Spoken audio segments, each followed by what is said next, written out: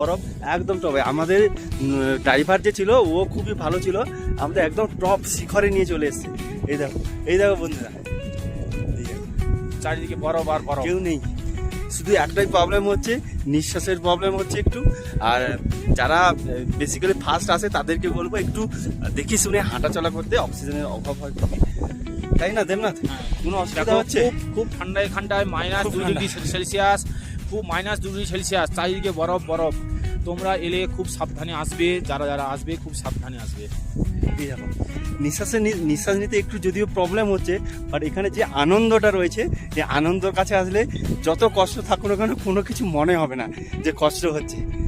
পুরোটা যখন একে বলে স্বর্গভূমি, মানে আমরা মনে হচ্ছে যেন স্বর্গভূমিতে এসে পৌঁছে গেছি।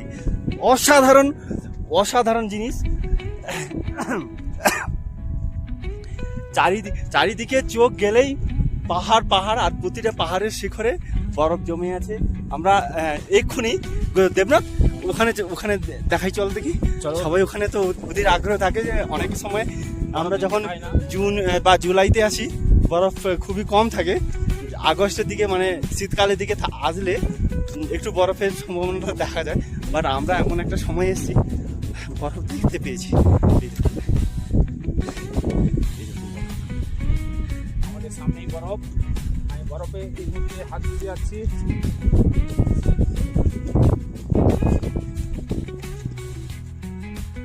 এই সেই প্রাকৃতিক বরফ যা দেখার জন্য প্রতিটা মানুষ আগ্রহ করে থাকে। এই দেখো বরফ।